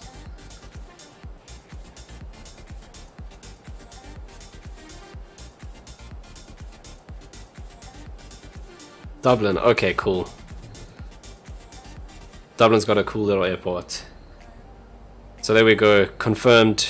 We're gonna fly into Dublin. It's gonna be a couple of weeks, because like I said, I'm going on holiday for the next 2 weeks.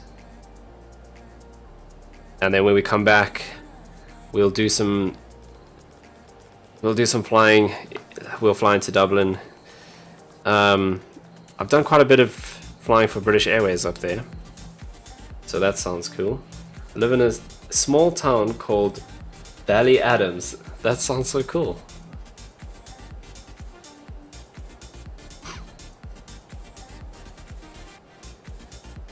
I'm keen. I'm keen to fly into Dublin. That sounds good. Okay, let's double check that everything is looking good here. We are still a little bit fast, but we're perfectly on the descent path, so no issues there. Ground spoilers are armed. That little purple indication over there is our deceleration point, so that's where we'll start slowing down, and then we can bring in the flaps and the gear, etc.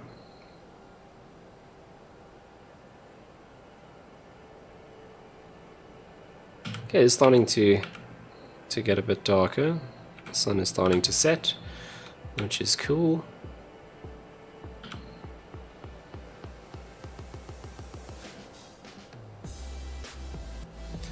Right, let's go through the approach procedure on our checklist. So speed is managed. Speed brakes are as required, and they are armed. Correct. Flaps 1 at 230 knots, so that will be after we hit our decel point. And then when we have our localizer and glide slope alive, we will arm our approach mode.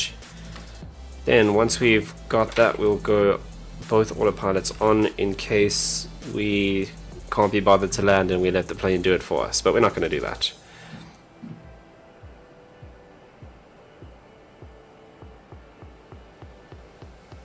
The visibility is way too good to argue letting the plane land for us. Okay, let's go landing lights on as we cross 10,000 feet.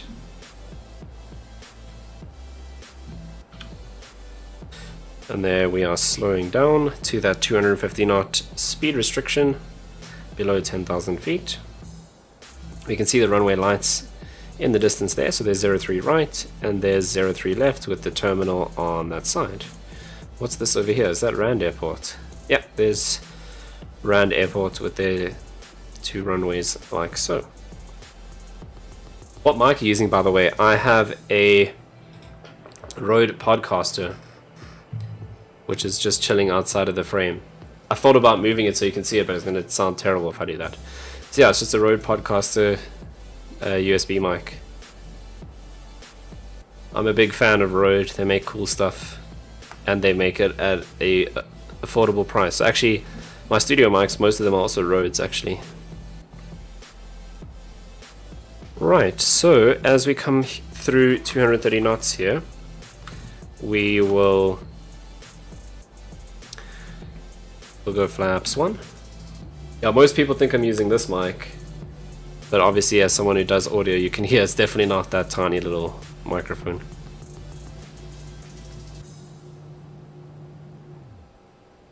Okay, glide slope and localizer are alive, so we'll arm the approach. And that will turn us slightly over to the right and put us in line with the runway. See the podcaster in a lot of podcasts. Who would have thunk it? Yeah. Surprising, isn't it? That's just a good sounding USB microphone. One thing I do need to do is put a low pass filter on so when I put my hands on the desk, it doesn't make a noise. But OBS doesn't have built-in EQs for some reason. It's got built-in compressor, noise reduction, you can sidechain, you can do all of that, but no EQ. So I just need to install some VST EQ on my computer because it can use VST EQs but doesn't have its own EQ, which is a bit weird. Okay, there's 200 knots, so we'll go flaps 2. That's right on the limit of going flaps 2, but we'll make it work. And we'll also go gear down. Okay, so we are glide slope intercepted, localizer intercepted. Let's turn the music off because we concentrate better when we listen properly.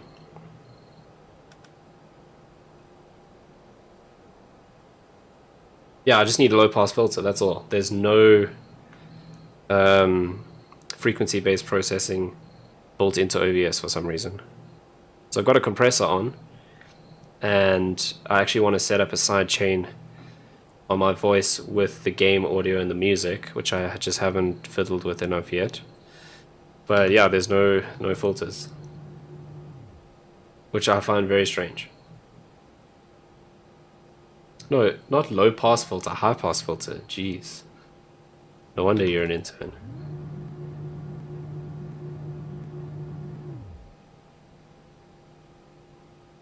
$2,500. Did I say low pass filter?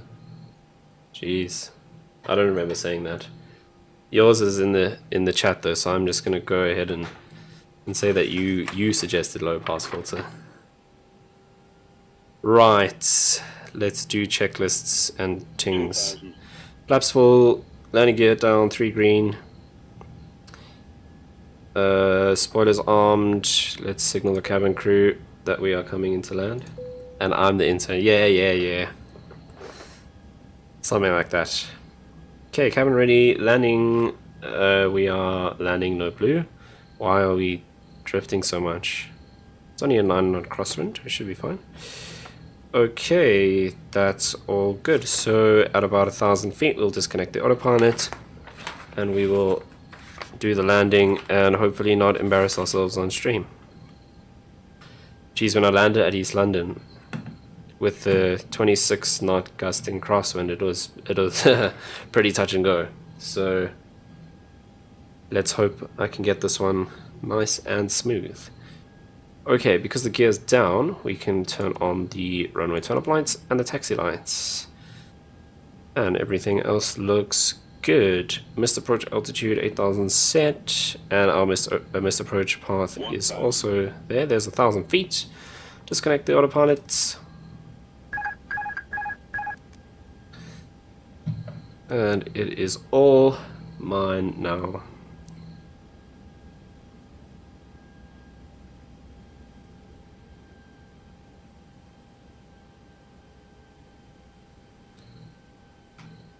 Okay, so let's just keep it on the glide path. There's a little gust of wind. 500.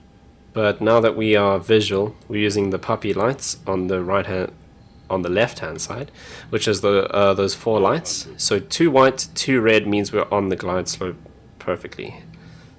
If we had 3 whites, it means we're too high, like that. And if we have 3 reds, it means we're too low. So I'm coming in a little high. Should call minimums now. 200. Minimum. Continue. 100. Little bit bumpy over the threshold there. 40. 30. 20. Retard. 10. 5. Okay, and we will go reverse green.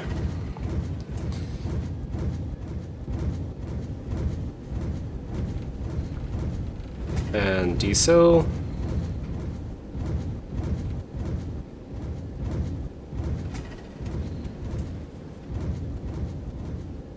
Callum says great landing. Thank you very much. Now I'm looking at comments and not watching, so we'll come out of reverse at 70 knots and we'll take manual braking.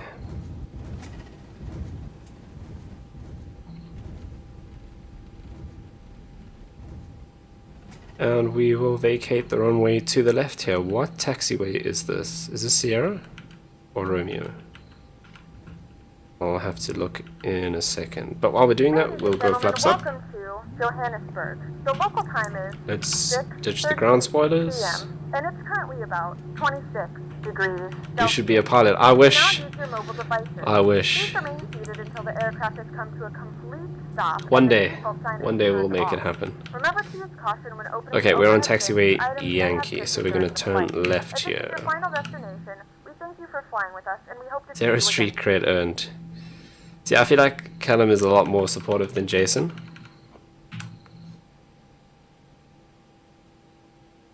Callum is here pushing me to follow my dreams and become a pilot. And Jason's just making fun of my English and my sound engineering. But yeah, one day, the goal is to be a pilot one day, when we have the monies and things. Okay, let's turn off the landing lights. And we won't start up the APU just yet because we got a pretty long taxi in. What I am going to do though is close this and bring up our aerodrome chart. Let's hope we don't just drift off the taxiway while we do that. Ground spoilers are disarmed and we'll put our transponder back into transponder mode, or whatever that mode is called. Right, so we vacated the runway over here when this high-res PDF updates. So we vacated over here. We've now turned here onto Yankee, and we're gonna go what Echo? No, we want to go. Yeah, we'll go Echo Lima and into the Bay Charlie apron. That's gonna be the best. At least you're just not mung off the runway like Darren. Yeah, so that was on the 404 stream a couple of weeks ago. We were doing the coastal tour. To be fair, that wind was insane. But yeah, Darren did come in way too fast and go right off the end of the runway, which is pretty funny. Brendan and I kept it on the runway. But yeah, the wind was something disgusting in that flight, which we probably should have realized before we tried to land at that tiny little grass strip in the middle of nowhere.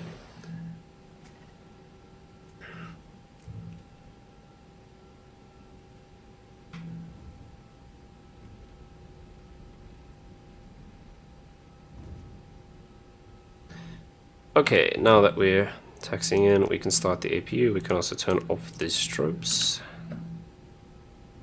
which I'm going to have to turn on again when we cross runway 03 left anyway. And we're going to turn left here, which should take us on to Lima. which is actually the old decommissioned runway, if I am correct. Oh, this is Kilo, so we actually passed Lima. That's actually better anyway. So this is why I have 2 pilots, because I missed the taxiway I thought I was going to turn on to because I was setting lights and stuff. So your pilot flying, in this case your pilot taxiing, which in an aircraft like this, there's a tiller at the bottom here. So you don't actually steer this plane with your rudder or your joystick. There's a little tiller on the side, and in this aircraft, oh, it looks like the first officer also has a tiller, but in some of them there's only a tiller on the captain's side. So in that case your captain would be steering, and setting lights and radios and all of that stuff will be the pilot monitoring, so that you don't miss taxiways and stuff like that. So Callum says your graphics look so much better than mine. Yeah, I've been fighting with Flight Sim to get decent graphics for, well, pretty much 10 years. And if you do have questions about graphics, I can most likely help you, because I have messed around with it a lot. But unfortunately, there's no quick fix. The answer is to play with the graphics and see how it affects your sim. So that's all going to depend on your system, on your graphics card. Actually, flight sims are generally heavier on the CPU than they are on the graphics card. So most people think they're just going to buy a beast of a graphics card and chuck it in there and it solves all your problems. Most of the time, not so much. Let's turn on our strobes as we cross. Most of the time your CPU is your bottleneck.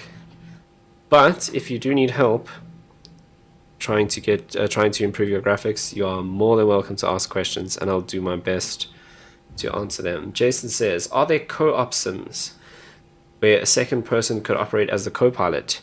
Not out of the box. Flight Sim 2020 has said, or has hinted, that they might be putting something like that built into Flight Sim, but you can get third-party software that allows you to do that. The only thing is, you have to have both people running the same sim, and you both have to buy the add-on aircraft, and you both have to buy the add-on software to be able to, they call it multi-crew. So it's possible on this aircraft. So if you had X-Plane 11 and you had the Toliss A319, and then we both had the multi-crew software, you could fly with a second person as your co-pilot, absolutely. But then you have to have friends who also like this game. We're just going to taxi through the best placed street light. I don't know, it's just always been there here in Joburg. Don't ask me why. This actually isn't a taxiway, this is a road. So I don't know why X-Plane thinks that there's an actual road here. Okay, we're going to go into Charlie 3. So turn off lights, off. Nose lights can come off. And let's see if we can line this up nicely. That jetway looks very close.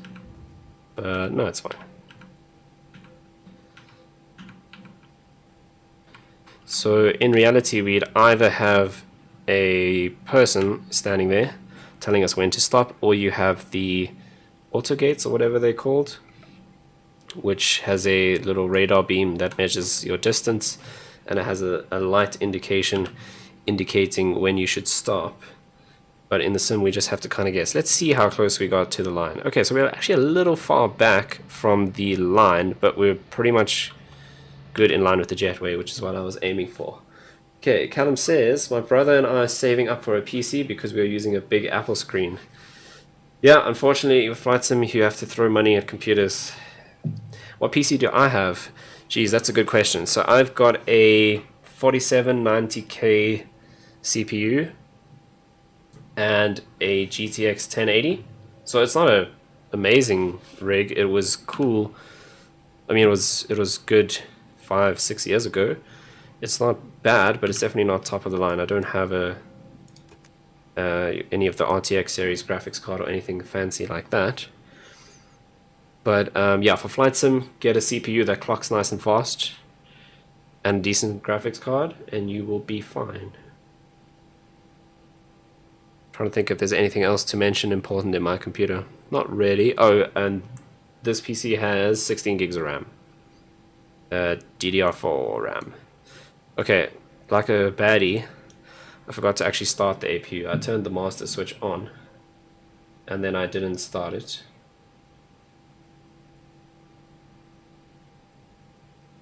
So we'll just have to wait for that to become available, which is going to make our passengers really happy.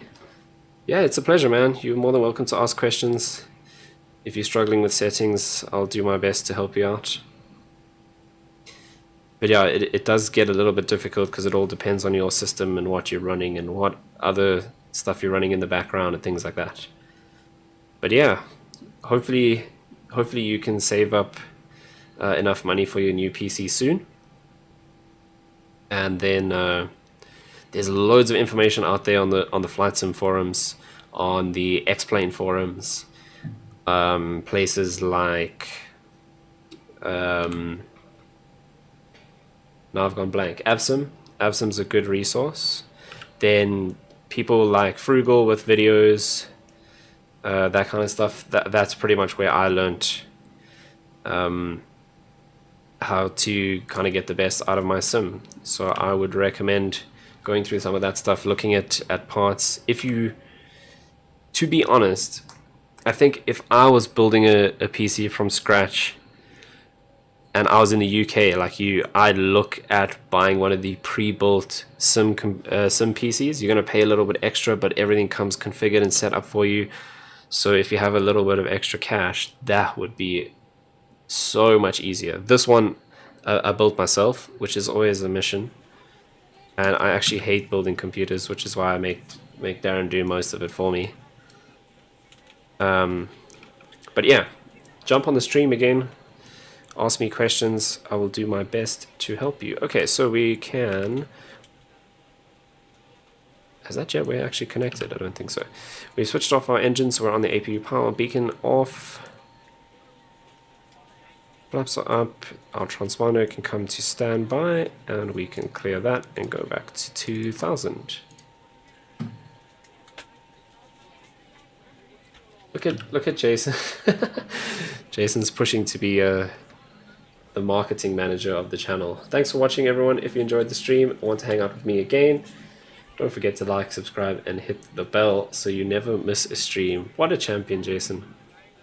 It feels less awkward when I just get to read you typing it.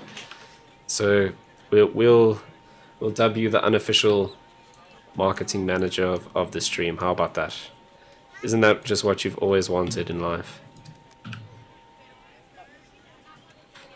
Okay, let's go through our last set of checks before we end the stream, which I think was very cool. I enjoyed that one nice late afternoon flight back into Joburg. Didn't crash, that's always a bonus. Right, so that's all off. So parking brake set, anti-ice was never on, APU is running, engine 1 and 2 masters off, runway turn-off lights off, wing lights off, nose wheel lights off, beacon off, seatbelts off. Elapsed time stop. So 1 hour 31 minutes from push to parking brakes. And then fuel pumps all off.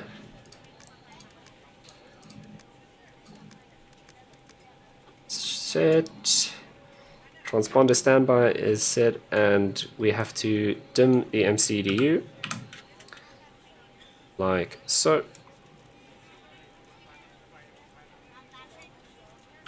And then we would switch off all the other displays, but that takes forever. Right. Jason says, I'll send over my bank details. No, it's very easy. So what you do is you get your credit card, and on the front there's that long number, and then on the back there's like 3 numbers as well. If you post those 2 numbers in the chat, I'll send you your cash. I'll get right on it after the stream. That's all I need. Callum says, see you on your next stream and have a nice trip. Thank you so much for tuning in. Much appreciated. And yeah, I'm going to have a well-deserved holiday after not taking any breaks this entire year. Not from streaming, from working.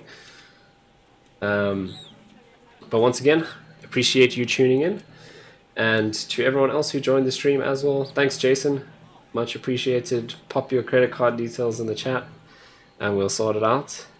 K-Sizzle, if you're still awake, thanks for joining as always. And yeah, I think we can pretty much end the flight there. Let's just go and end our PACX flight. So landing rate 249 feet per minute, so pretty decent landing. Block time 1 hour 32, all good. So we'll save that. You don't need the expiry date. I mean, that's always a bonus. If you chuck that in there, I'll give you a bit of extra cash as well. How about that? Sizzle says, thanks for the stream. Thank you for watching. All right. Before I say goodbye for realsies, let's queue up the outro video, which is actually labeled intro in OBS. I should probably change that. Thank you so much, guys, for watching. Much appreciated. And I will see you again in 2 weeks or so on the next stream. We're going to be flying into Dublin. That's the plan. Make sure I don't forget that. Cool. Cheers, guys.